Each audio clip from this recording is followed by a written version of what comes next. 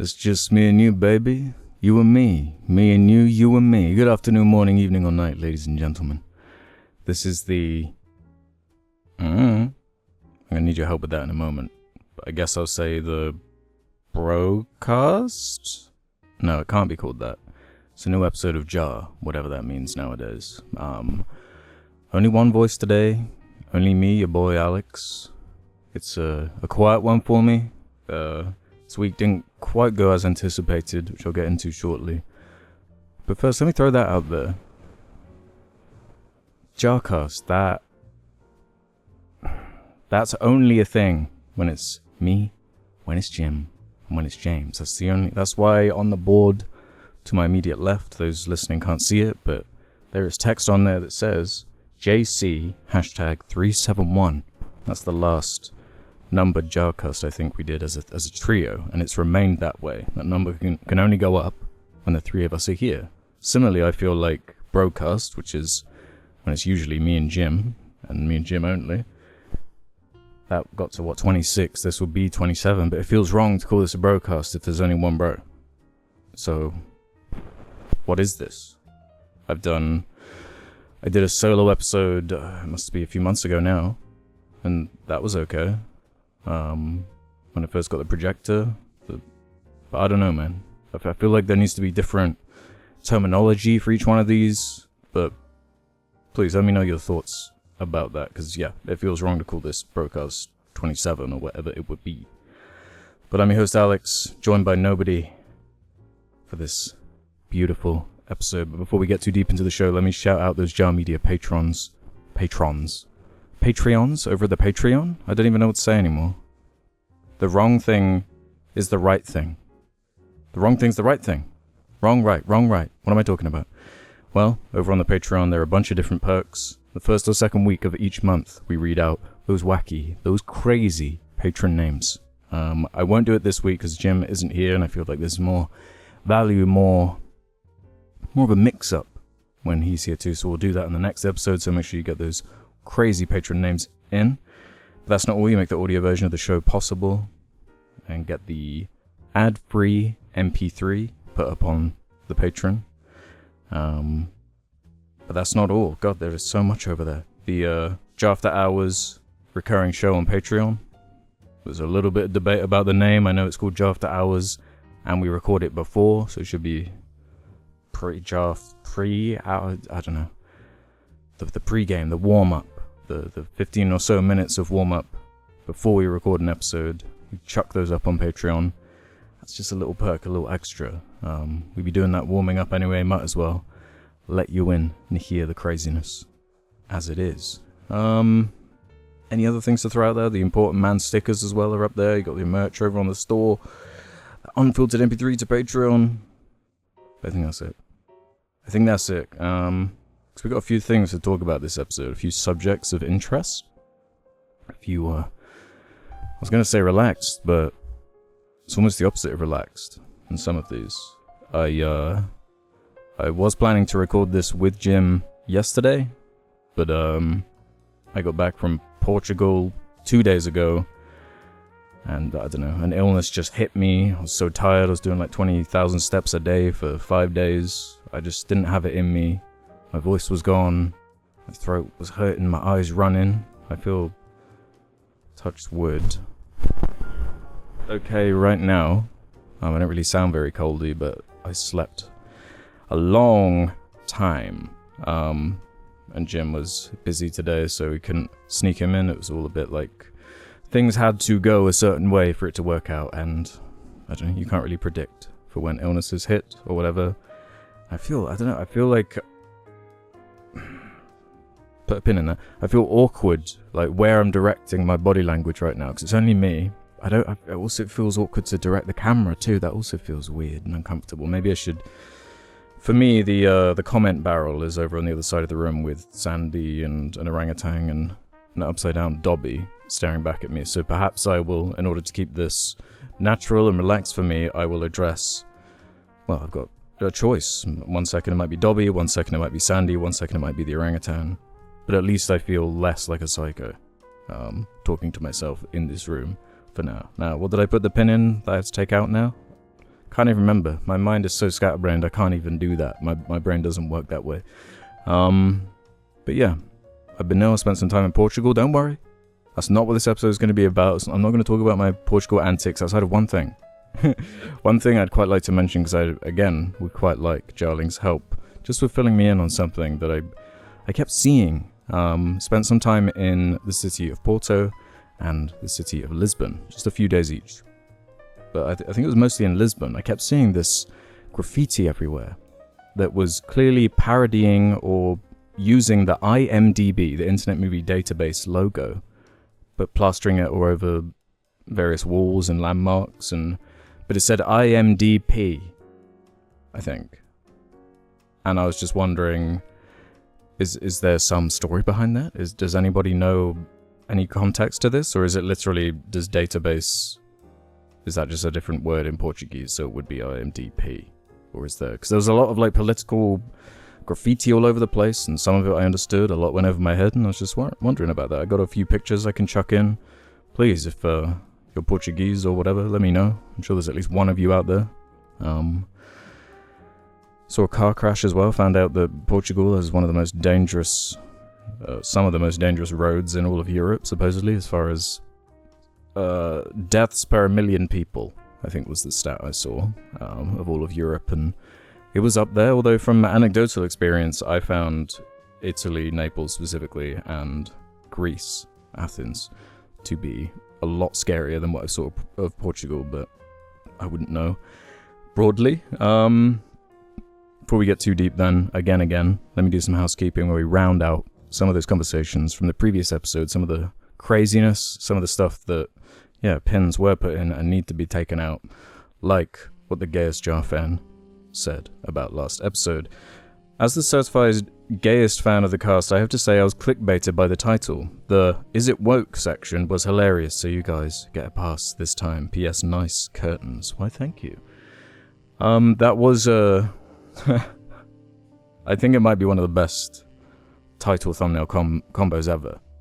You know, if I'm being modest right now. There were two options too. The previous episode was called, for those unaware, Possible Homosexual Interactions, referencing the group on Steam that assesses games based on this, criteria of anti-wokeness. You can listen to that if you're interested, but I was torn between Possible Homosexual Interactions and Improbable Female Authority Figure. But I thought just the snappiness of that first one was the stronger option, but I really thought YouTube was going to have more of a problem with it, or force me to change it, but let's go. I got to use it. I'm tempted to even call this one Improbable Female Authority Figure, even though it won't make sense, or I don't think it's going to be relevant to any topic we talk about today, but hell yeah. Good title over there, and I'm glad you guys enjoyed it too. Elvledge said, talk about Plants vs. Zombies next week. Why? I mean, I will, right now. But it's been on my mind, strangely, this cute, quaint little game. The original one I had a bunch of nostalgia for. I love that game on my, the iPod Touch. I was always playing that Plants vs. Zombies. That music, the simplicity of the game, the character designs are so lovable. And they ruined it with the second one. Can you just let me buy the game? You know, like the first one is just they shoved all these microtransactions in. It's just the exact type of mobile game design you want to avoid is how they ruined Plants vs. Zombies 2. And then they turned it into like a big 3D shooter thing. And I don't know. Keep it simple, I say. Like, let's go back to basics. I like Plants vs. Zombies, nothing wrong with that. But Ali A. Motormed does have something wrong to report with a time code here about the last episode, 3836. What's wrong with the audio? There's like a constant hissing throughout and around this part. And yeah, apologies for that. I was in a bit of a rush for this last episode. I had to, as I was saying, get all my ducks in a row for going away for a few days. I noticed that when editing it and was like starting to panic, oh no, has this ruined the audio for this entire episode? And we always do like audio checks. We're normally looking for that kind of interference. And I honestly have no idea what caused it. For about 20-30 minutes and like an hour and a half episode, there is this kind of slight hissing in that woke game Detective Squad segment, which is infuriating because I don't know why it caused it. I'm scared it's going to happen again. Let me just touch wood again. Superstitious today. That would be a bummer if it happened again, but that hasn't been a recurring thing, and it did stop after that, luckily. So hopefully that is an ongoing issue. There have been a couple of audio problems these past few months with moving the set and whatnot, but hopefully we are good. Badge J Cast says, from a few episodes ago, Alex mentioned Last Man. And it's kind of neat because it's kind of getting some international appreciation because the animation studio headed by the comic creator has been involved in a bunch of stuff that is more well known now. Bobby Pills is their name, and they did trailers for My Adventures with Superman and that Invincible Season 2 preview with Alan and Mark at the diner. Yeah, that's the one I talked about having much better animation than the actual show itself proper. They also made Captain Laserhawk, a show that shouldn't have worked, being a cyberpunk mishmash of Ubisoft properties. But that shit was pretty hype. It's nice to see, because I've been a fan of them for around 6 years now. One of my friends works there. But the funniest part to me is how they managed to get animation with Skybound, Invincible, and the like, when all of their material from before this is extremely sexual. The Last Man creator mostly got his start animating NSFW stuff on a Patreon, and then the studio's most well-known project before this current renaissance was the sex education cartoon, P. Poodoo and the Super Friends, which honestly kind of slaps. So basically, gooning is the path to animation success these days, just like always. Yeah, people will pay for the crazy niche drawn art, that's for sure. And last time I mentioned Last Man, I'd only watched maybe a third of it. I've finished season 1 now, and yeah, there's this one episode in particular that was like, whoa, this is the hentai episode, huh? This is crazy. This is part of it. I'd still recommend it, but bear in mind, yeah, it's French. They are programmed a little bit different over there, I guess. Or maybe they're just more honest about their sexuality. I don't know. But that's interesting. Bobby Pills. Let's go. There's a few people have been shouting out some other kind of niche animated projects like that, which I might check out, because, I don't know. Last Man and Mars Express, they really connected with me in a way that a lot of stuff hasn't lately. So, if you can find it, check that out. Oh yeah, we're talking a little bit about this idea of isolating genes and creating monstrous animal combinations, or not even combinations, just monstrous creations, genetic abominations. And Lombren5982 said this. On the topic of gene therapy, a few years ago, there was a study where a group of scientists isolated the gene that makes snakes be born without legs and put it into a mouse embryo, creating a limbless, serpentized mouse. My question is, what animal would you serpentize if you had the ability? Yogi Bear. Ooh, that's scary. My mind flashes obviously to the greater apes.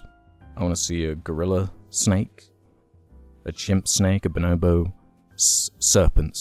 A serpentized gorilla, serpentized orangutan, serpentized squirrel. Ooh, yeah. Because stuff like that would still be extremely capable, I feel like. They would adapt. Like, even this mouse, I feel like, they're quick. Even if they don't have legs, I feel like they'd figure out a way to... I'm getting over there to that trap. I'm getting to that peanut butter, and I'm going to wriggle right over there. What about humans? Serpentized humans. Or if you serpentize an already serpent, what happens then? Something go off the charts? Huh? We have slow worms in the UK, they're called, and I don't think they're actually a snake. I think they're a type of lizard that basically is serpentized, and if you pick one up, you can see their little bumps. I don't know where... I don't think they had legs. I can't remember the life cycle of a slow worm, but they look like snakes, but they're actually lizards who have been serpentized. And now you know that. Unless you already knew that. In which case, I'm sorry. I'm sorry. One perk I did manage to forget listing in the patron list of thingies right there was the patron group chat, which is an ongoing group chat over on the Patreon, which allows you to have an ongoing conversation with other jarlings and suggest certain ideas or topics for me to talk about. And usually my bro, every week. And Danny G, Suck My Gourd. It's the only one I plucked for this one, but is there a reason you find yourself falling ill so much? If so, how can I avoid it? I thought I'd been doing pretty well this year. I know that has been an ongoing thing with me years past. But yeah, I'm the dude that got COVID 3 times. I'm like ill every month. But I don't think I'd had a common cold this year. I could be wrong. Because there's like literally an audio recording of me every week. So someone can immediately prove me wrong or point out me being hypocritical at some point or whatever. But how can you avoid it? Get vitamin D in your system, eat lots of garlic, boost that immune system, just anything to do with your immune system. What else is good for that, you know? Boost your chemicals with a bit of exercise and a bit of sun and then a bit of healthy foods full of acid or whatever, I don't know. So I hope, Danny G, you're staying healthy and not lying on the ground. XD. Hell yeah. So the main topic I have for this episode is it's kind of related to some of the stuff I've been watching or talking about lately. The big movie as of late is not Joker 2. I haven't seen that yet. That was something I was actually planning to have seen yesterday, so I could have talked about it on this cast, but whatever, I was ill, blah, blah, blah. It's all thrown off. It's all messed up. But I'll tell you what's messed up. That's Megalopolis. Francis Ford Coppola's decades in the making passion project. You know, we're talking sucker punch to Zack Snyder kind of love. I've had this idea since I was 15. I've wanted to make this mega movie, Megalopolis. You know, this is going to be as important to cinema as Metropolis. You know, well, this is going to be the bigger one, guys. We're pushing the medium. We are getting meta. We're breaking out the fourth wall, and we're going to be doing... You think The Godfather was impressive? You think Apocalypse Now was impressive? You wait till you see Megalopolis. And I did see it. I rushed out to see it to do an emergency Sardonicast. And that review should be going up shortly over there. I hated it. I haven't earnestly found a film so miserable, such a unenjoyable experience to quite this degree in a while. It to an unreasonable level of discomfort, of anger, of just disappointment. Even though I don't know, it didn't look great, but I thought we got humor on the menu here, guys. It's called Megalopolis. This poster looks fake. It looks like Minecraft. Just get over it. Combined with what is happening here. And the whole thing seems to be sold on this idea of the craziness of Megalopolis. Isn't it crazy that this exists? Oh, this is the craziest movie I've seen ever. Wow, he's really done it. He spent over $100 million of his own money to make this craziness. This boundary pushing, annoying thing that's supposed to suck and supposed to be annoying, and if you don't like it, then you don't understand art, do you? And I bring this up not only because the movie's kind of fun to talk about, it's more fun to talk about than watch, that's for damn sure. But I put up occasionally on Letterboxd over there, my account IHE, or put a sentence or two of whatever's going through my mind. As a quote-unquote review. It's more of a thought. I wouldn't even call it a review, even. To which I said, let me find it. Got to switch devices here. Right, so on my Letterboxd, this was 27th of September, 2024. Half-star review from me. What is happening? ? Why should I care about any of it? ? Just a, snide little letterbox review. That's the only value they really have to me. But where this got interesting to me was I saw this comment in the suggestion thread from Argyle number 2 over on the subreddit. Alex, why are the comments on your Megalopolis review hating on you so bad? I never look at letterbox comments. Why would you? Why would anyone? They're they're like notoriously bad on there. But that did pique my interest, it did. So I thought I'd go over to these comments and have a little look. We can go through some of them together. See what people are saying. I had a brief little look. And some of them are a little bit nuts.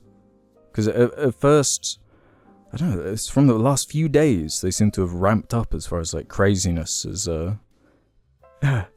vitriol against me, I suppose. Yeah. So there's people like clearly joking. Shake my head. You just don't understand the true genius from the twisted mind behind Jack. That's the kind of thing I'd expect, right? Because he didn't start making movies. Like, Jack is a movie. There's... Maybe I'd understand it more if, like, after Apocalypse Now, he just didn't release a movie or something. Like, there'd been nothing, and then this was his comeback. Like, I've been working on this forever. Then maybe I'd understand it. If it's a good movie, and if you think otherwise, then you're stupid. I think that's a joke as well.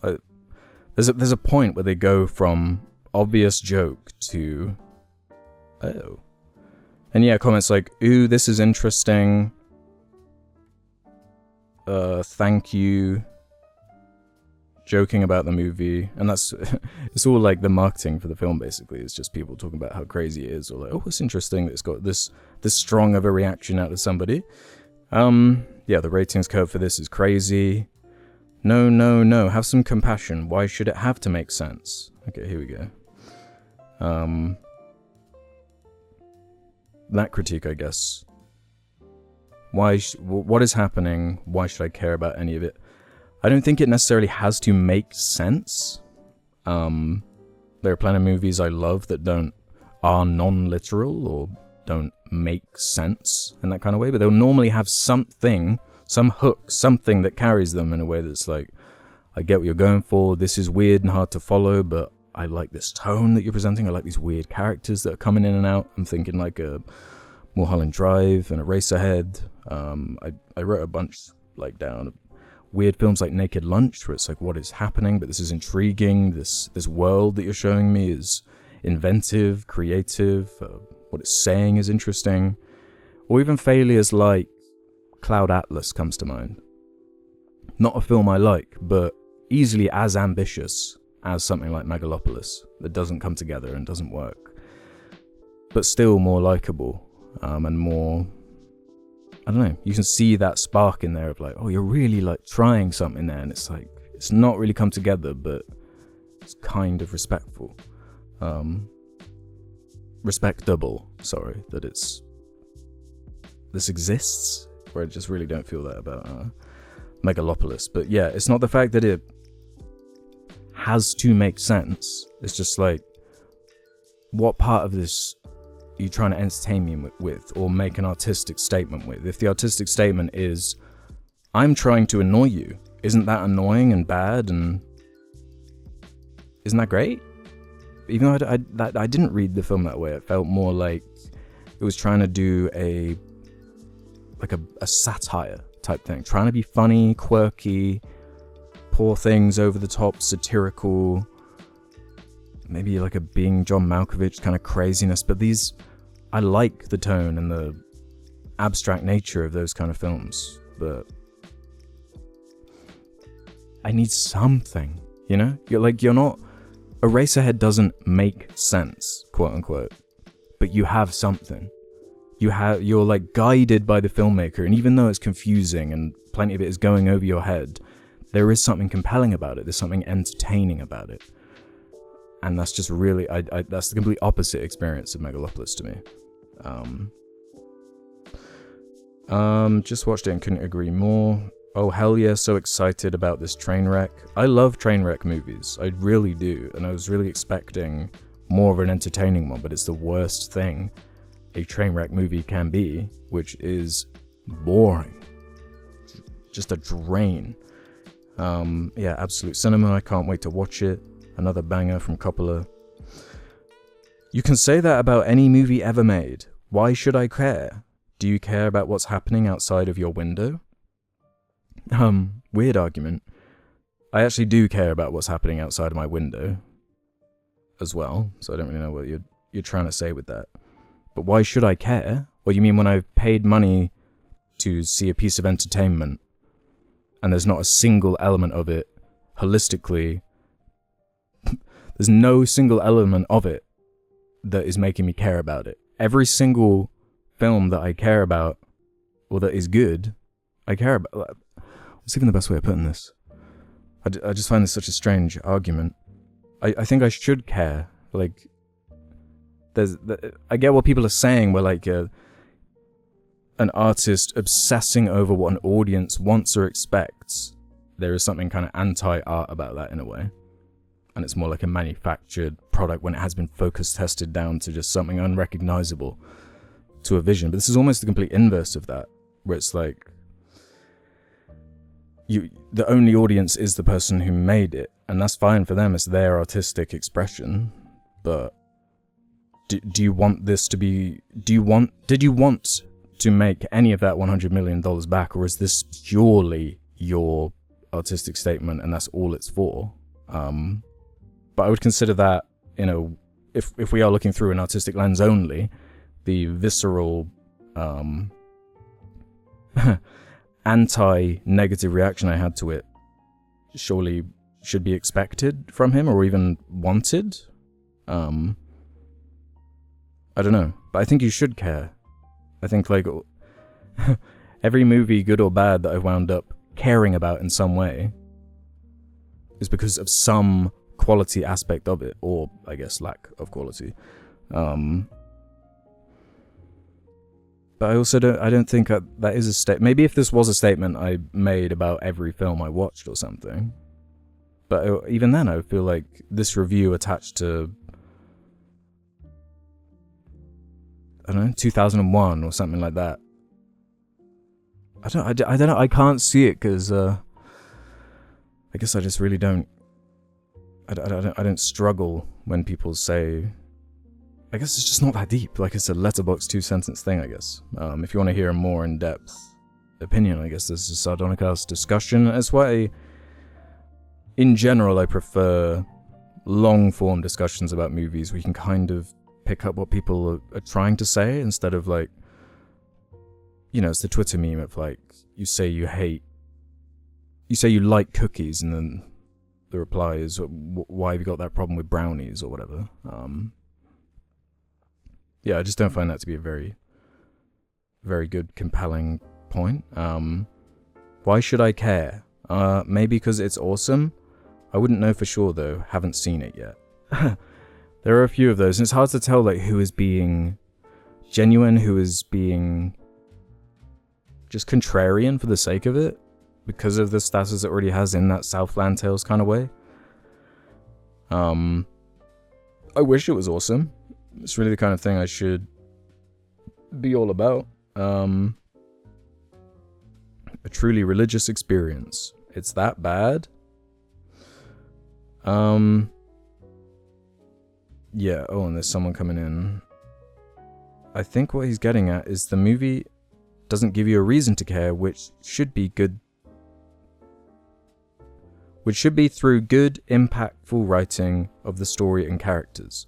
And yeah, that's kind of what I indulge in more on the Sardonicast review, is how I just give me something. Just one pillar to attach myself to. Like, other things can be mixed about it or inconsistent about it. I just need some reason to care. Something. You know? Oh yeah, okay. Biggest pseudo movie is... Wait, I can't read this. Biggest pseudo movie is a stupid ass review like this and a 5-star rating. I didn't get it. Bad. I feel like that's such a... It's as bad faith as you think I'm being towards the movie, even though I have seen the movie, and that's how I genuinely feel about it. And yeah, there probably are elements I didn't get about it, but at that, if I can usually tell when it's like, this is going over my head because this is something I'm not gelling with. I'm not picking up on some like reference to this Renaissance painting or this time period or this country I'm not familiar with or this cultural thing I don't understand. It wasn't that feeling. It was more like actually the inverse of that, where I'm looking at these shots, these characters, these themes that are obvious and blatant and kind of the opposite of subtle or deep, and trying to almost do the work of the filmmaker and connecting them in my head, being like, oh, is that what he's trying to get at with this? Like, what is this saying? I don't know. I don't think it was really saying much by the end of it. And I feel like a lot of the filmmakers that aren't Coppola, the people on set, the actors, if they had to like describe like what happened in this movie or the complexities of their character, they might be able to act their way through it, but I don't know if I'd believe a word they say. And it's like, no one is going out to bat for this movie. As of recording this, it's been out for what, like a couple weekends now? I don't think it's even past $10 million. When I made the prediction in the Sardonicos review, I think it might be stuck to single digit millions as far as audience for this. There is none. Like the word of mouth, the only interesting thing about it is people like me, freaks like me, going out and saying how bad it is, and then it's like filtered down through that even. Like, it's like, okay, I guess I'll go see this weird, bad sounding thing, and that's not to say you can't like it or that I don't believe you if you did like love it or enjoy it on some level. And there is, I don't know, there's someone out there that enjoys elements of any movie. You know, there's always someone you can find, some freak you can find. But like, getting worked up over this Letterboxd review is quite funny to me. Why should I care about this review or anything your channel does? What art have you given to the world? I feel like that's a little bit of a fallacy too, where it's like, also only the people who are the best at making things in the world are able to critique other things. Otherwise it's worthless. Doesn't apply for if you're in a restaurant and have a good/bad meal. I'm not a chef. Does that mean I can't talk about the quality of the meal or whatever? It's like, if you're like a paying customer for what at the end of the day is some form of product that is being shared and organized through paying a resource, like, okay, like I can have an opinion on that, and the discussion around film is one of the great important things about it. And I know people hate critics and opinions or whatever, but I just find it funny how inconsistent it is, where it's like the critics, they've got it right and it's amazing when it lines up with the Rotten Tomatoes, but if it's just one number's off or it's just a little bit off base with what broader audiences think, then it's worthless. And it's very picky or choosy when it's like, oh, the buzz for this movie is absolutely on fire and I think it's going to be wonderful, the critics are loving it. And then it's like, yeah, some shit like this. The critics don't know what they're bloody talking about. They're just so pompous and up their own bottoms. And so, yeah, a lot of them are. But also a lot of people that criticize critics are dumb and annoying as well. Like what do you want? Do you want people to not talk about it? My whole thing is like, you got a voice, use it. Like, if my opinions piss you off, you don't have to engage with it. It's fine. But like, it's not going to stop me from sharing it, whether you like it or not.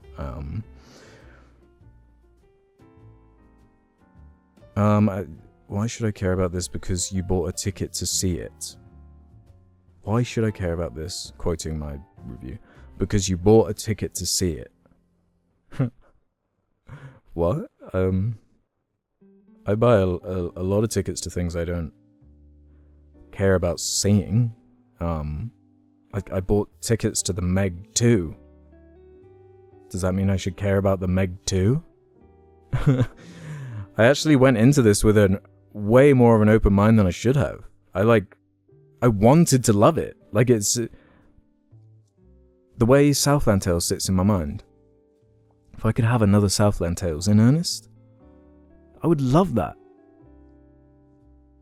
But I'm not going to lie to you guys, I'm not. How would you answer the question of caring in other movies?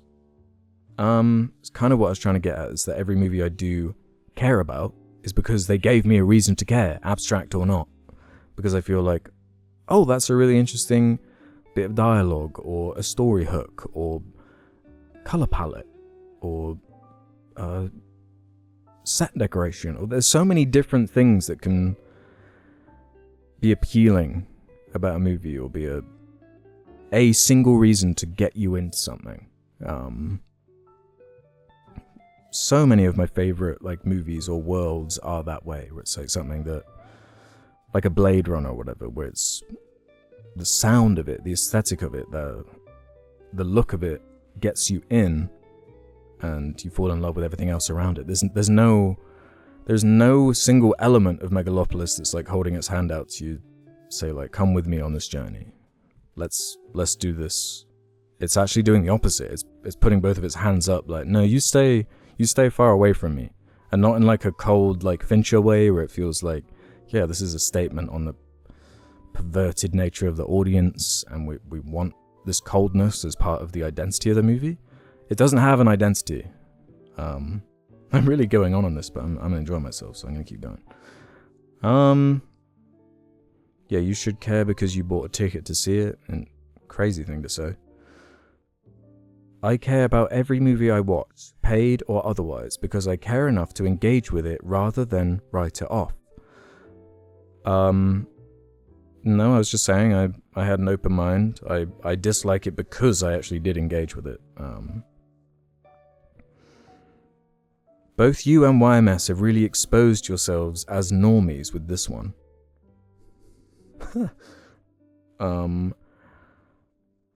Weird word to use in relation to this movie anyway. Like, what quote-unquote normie is going to see Megalopolis unless it's by accident? The screening I went to, it was the first show on the day the film came out in the UK. There were more people in there than I was expecting, actually. But one did leave, and most of them were bored out of their goddamn minds. And not that I was speaking to them, but I could tell. Like, the body language, they were huffing, they were puffing, getting up constantly to go to the bathroom. I feel like some of these people, like, they haven't even seen the movie. It's just like just a train jumping on. Also, the story wasn't that hard to follow. I mean, it was. Anyone who's seen it knows that it's a complete mess, plot-wise, structure-wise. Like, there's just no cohesion to it. And the fact it is from Coppola as well. It's like,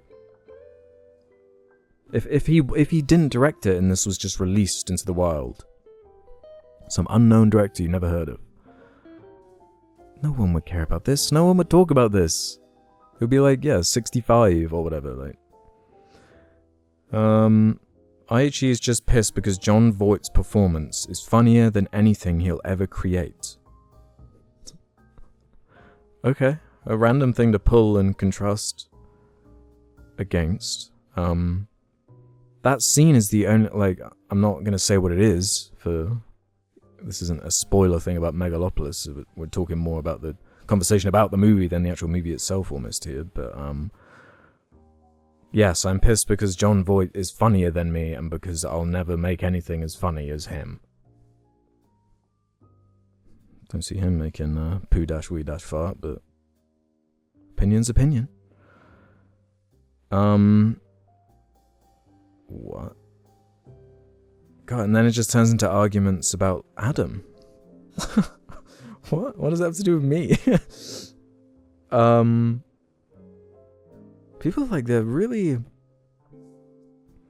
really get weird online about like movies, where it's just so low stakes to me. Like I've only read like a review like this and been annoyed by it when it's so like clearly bad faith or just to get like attention in a way that's so obvious. Like that guy, he's kind of blowing up on YouTube right now. He's just another anti-SJW type gamer channel where it's like, why is everything gay now? Everything's gay, and it's so obvious, and it's like you don't even deserve attention. But when it's like an earnest review and it's like someone saying their opinions and they're not being assholes to other people, like what does it matter? Why are you getting so upset? See if there are any couple others here before we go into some questions from the community. Yes, it's that bad. You wait the whole movie for a decent ending, which never comes, and it's all just pointless and just shit overall. I guess, yeah. Maybe post-structuralism is too difficult for YouTube movie buffs. That's... Bro. You can't do that. But then that like I've gone on their account. Their review of the movies, I like that we all have collectively agreed this is the next Southland Tales. Maybe they like Southland Tales. But also it's like, how do you pass this?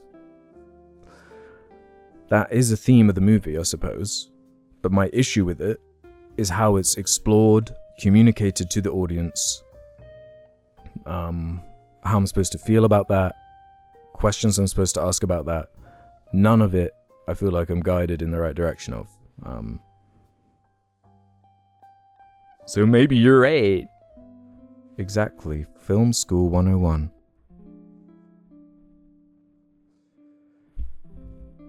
I mean, just so go back to the club. IHE hates, therefore it's a must-see. Okay. Good indication that this is a great movie. Brain Dead review. Is it really that bad? How was Adam Driver in it? Bad. Because it's great.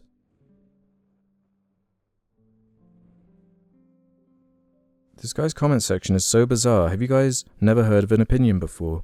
The world would be better without you and your obnoxious friends. You're a bad person, bro. Please hike a local mountain and get some fresh air. I feel like Alex has become more vitriolic after collaborating with YMS for so long. It's just turned into a hate thread about Adam. This is crazy. That bad, huh? You have no soul. Shit's probably baller. I should go see it.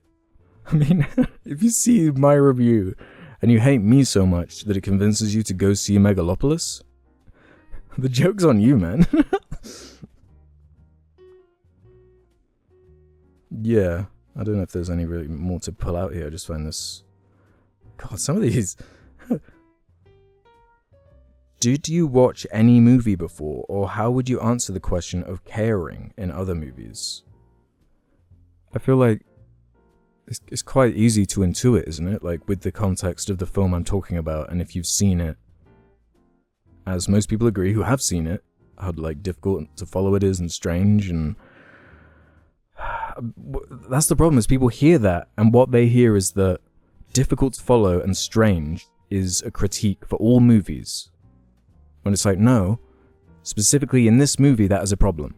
I love difficult to follow, difficult movies, strange, obtuse movies. I listed some earlier. I watched like Barton Fink recently. That's like strange, non-literal, gets kind of more abstract towards the end.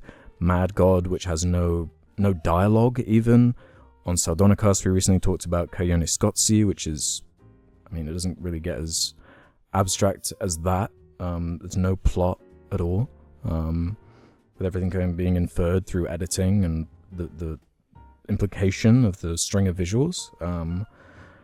There's so many examples of stuff like that. Under the Silver Lake is a controversial one that a lot of people would probably categorize like Megalopolis, as far as big paranoid ideas, like this epic setting and trying to make this big statement and not coming together, but that's one I would say actually does work quite well. Get a life, you tasteless, whiny piece of shit.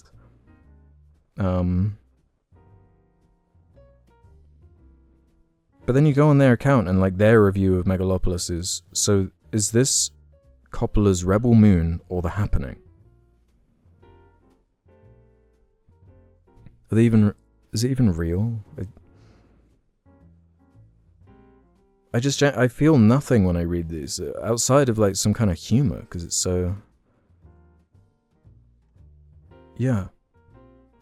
Move over, old man, the future is now. Why should you care about anything in any film? I should care because I love movies, and I love a variety of movies, and I love Coppola's old work, and I feel like there should be something I, of all people, should be able to find to appreciate in the movie. And if I'm struggling to this degree, I feel like it's quite self-explanatory and quite obvious, actually, why one should or shouldn't care about something they've been presented to in a movie. Isn't that the point? Like, the point of art is to elicit a response from somebody. And like, even though I'm saying it's a failure, and I'm getting like emotive about it and all this, you could say, oh, no, I'm getting lost, I'm getting confused. Yeah, they just got back from seeing it. This ain't it, Chief. Both you and YMS have really exposed yourselves as normies with this one. Sad. Also, the story wasn't that hard to follow. Like, come on, dude. I know you're smarter than this. Did you pay attention during the film? I said in the Sardonicast review, like, do you think this is going to become one of those Southland Tales type movies where it gets like this cult fan base and people lose their minds, or a small group of vocal people go nuts over it? And I think that's definitely what's happening here, and what's going to happen the longer it goes on, the more handfuls of people go and check it out.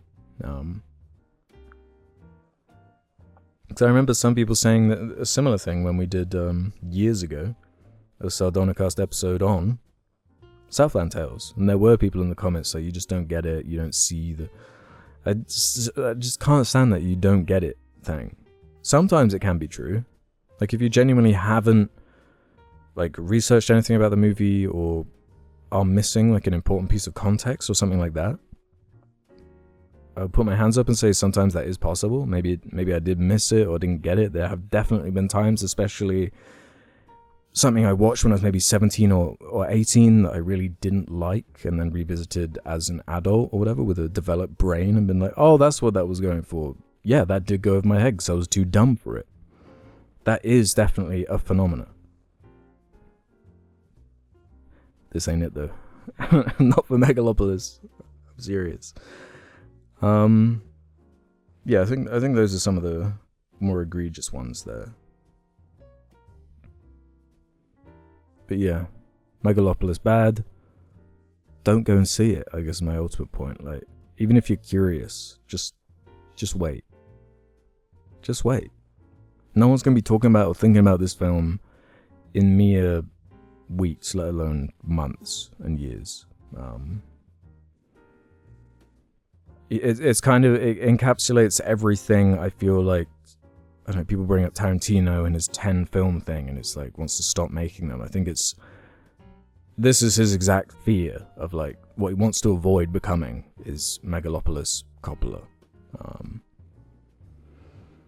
And yeah, I'll see you after these messages, I guess. Yeah. Hello, this is me, Arnie. You do realize that there are Mimo shirts available, right? Take a look at the really cute shirts. Look in the description or under the video for more. Yeah. Okay, welcome to the second half of the whatever this is, where we answer questions from the Jar Media community. Head over to the suggestion thread over on the subreddit.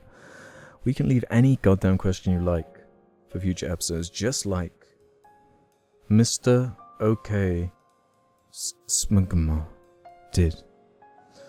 Fazbear har Media FNAFers.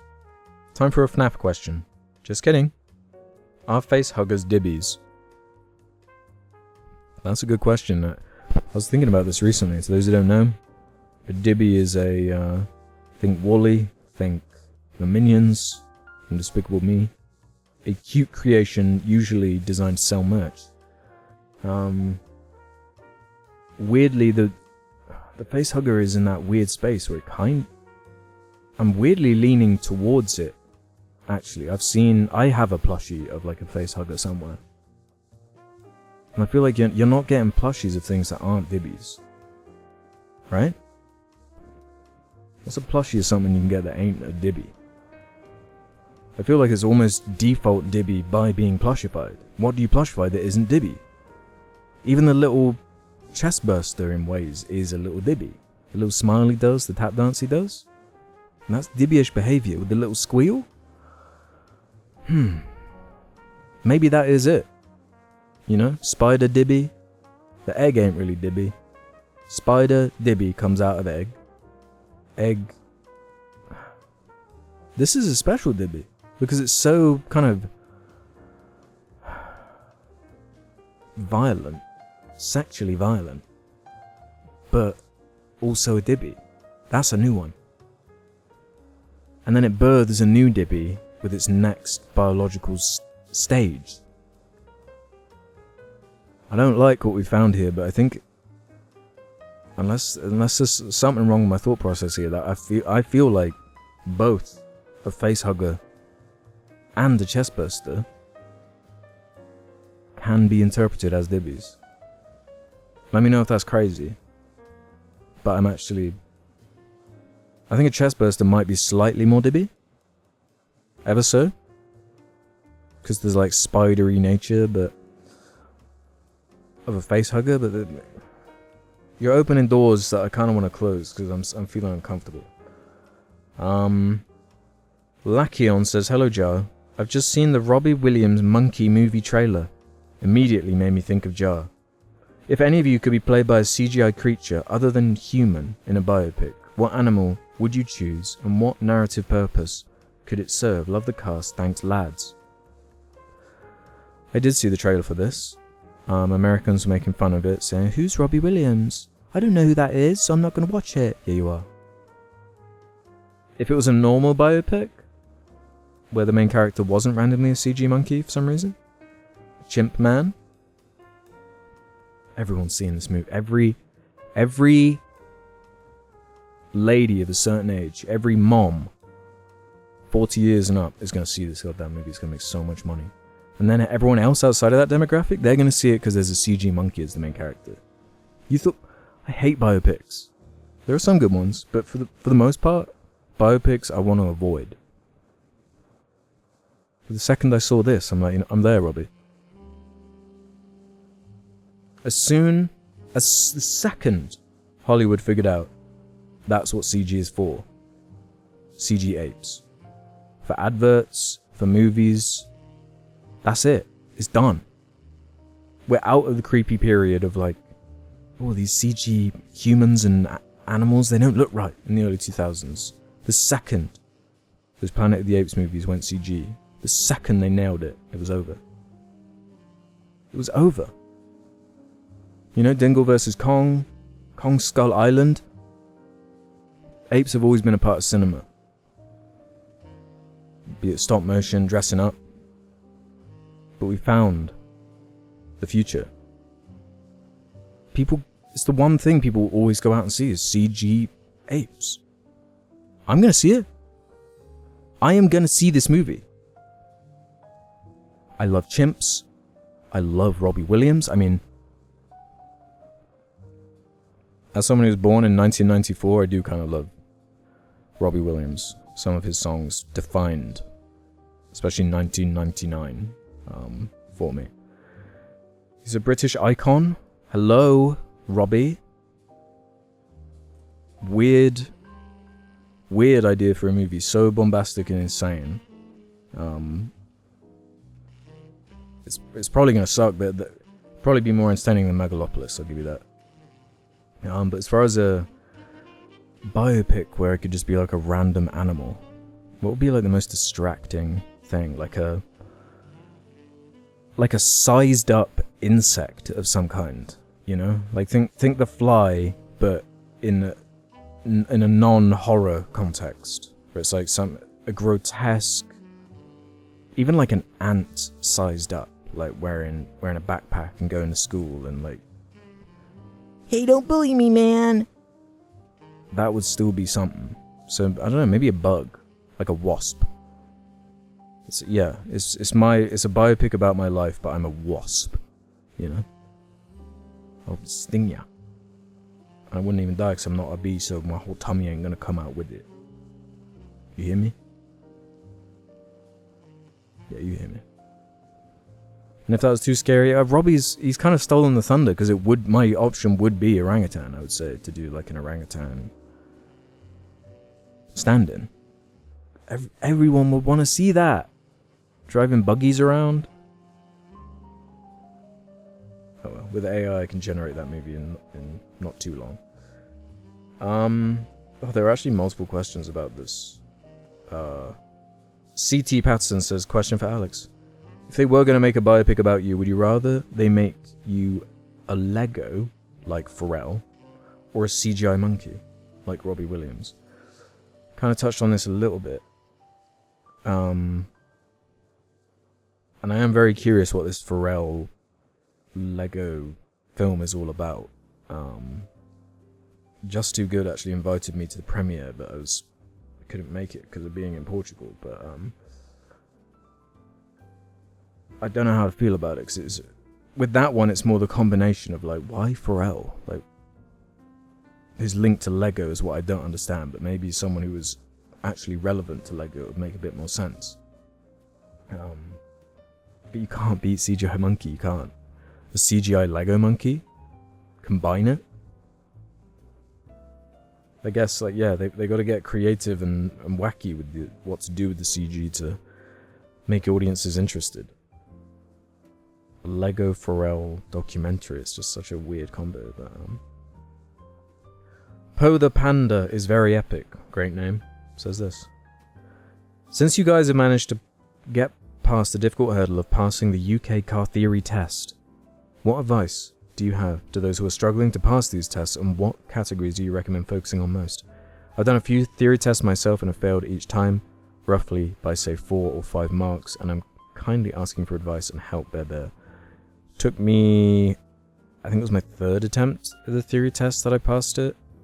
The first one I didn't do any revision at all, and missed it by 1 mark, not even knowing that the whole, like, you gotta watch like a video and click the mouse when a danger's coming. I didn't even know that was part of the test the first time I did it, and passed that part just by flagging it.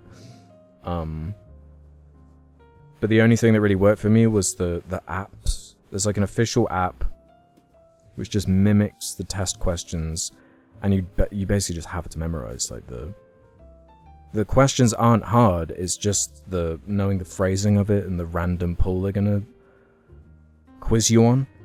This type of really specific vehicle you're never going to see has this color light. It's just like stuff like that you're never gonna just guess. And it is just a case of like really boringly like, well, I guess once a day I'm just gonna do one of these tests until I'm just passing it consistently.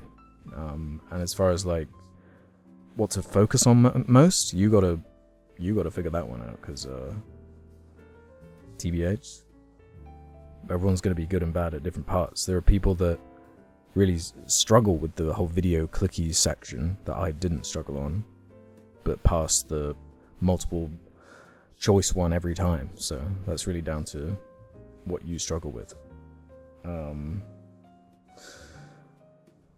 So let me check the timer here, see how long I've been going roughly, because I'm starting to feel winding down on this one.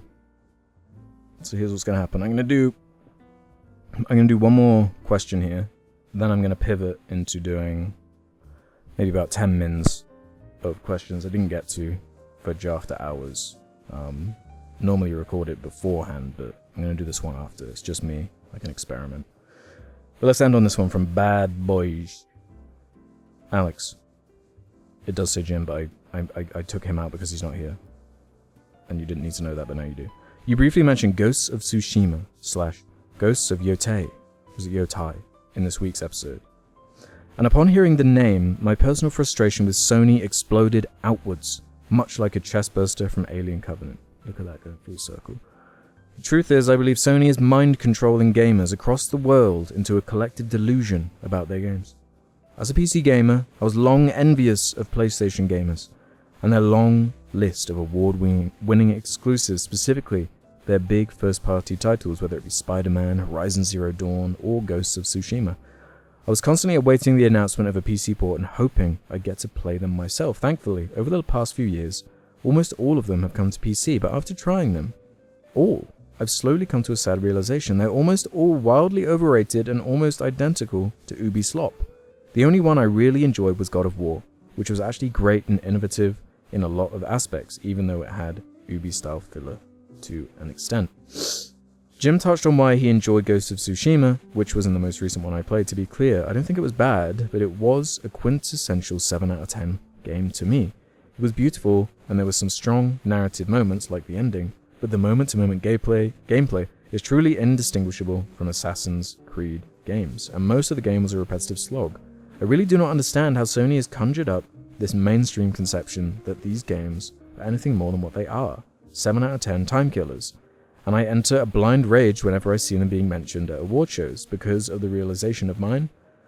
I have almost zero hype for Ghosts of Yotei, and unless it has a meaningful progression from that formula, I don't see myself playing it, and my head will explode when it inevitably wins another award next year. Have either of you had any more experiences with Sony titles, specifically their major open world ones, and if so, have you felt the same way about them? I've seen some people share this view specifically on Twitter, but many still react like it's heretical when you talk down Sony games.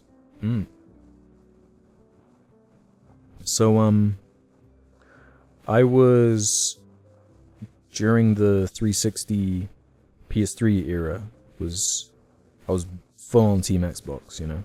Because at the time it was like, you had Halo, you had Gears, you had Forza. All the best shit was on there, man. Then, The Last of Us came out, I remember. And it was, in 2013, a big deal for a game to come out with that kind of writing quality and performance quality. And I started to understand it around that time. So of course you had the Uncharted trilogy before that as well, which a lot of people love. Again, I was never really that hype on Uncharted either, but I know that's more of I'm more of a in the fringe of that one. But yeah, I was kind of won over to their games for a while there. But something happened in that PS4 generation where it's like that lightning in the bottle of The Last of Us, they felt like, oh, that's our identity now. That's what we are now. Let's do this forever. Everything's gonna be this super serious, sad dad, over the shoulder, maybe have an open world, or at least an open world segment in an otherwise non-open world game thing. And we're at a point now where something like Astrobot comes out and is praised for not being that. And yeah, an Astrobot looks I'm much more likely to play the new Astrobot than I am any number of these, even Ghosts of Yotei, to be honest, because I did buy, when I got the PS5, I did buy Ghosts of Tsushima, played it for like an hour or something, and yeah, I am just so kind of just not intrigued by the, hey, here's a big map and a bunch of like icons to go to type design anymore. I feel like I'm so burnt out on that from that 360 era, playing all those Assassin's Creed games, the Far Cry games, all these Ubisoft games. Kind of rinsed and repeated that. And yeah, I also really enjoyed that God of War, the first one, a lot more than the Ragnarok one, where again, it's like, oh, we've got this lightning in a bottle thing, here's more. Let's do more of it. It's mostly a pacing thing for me.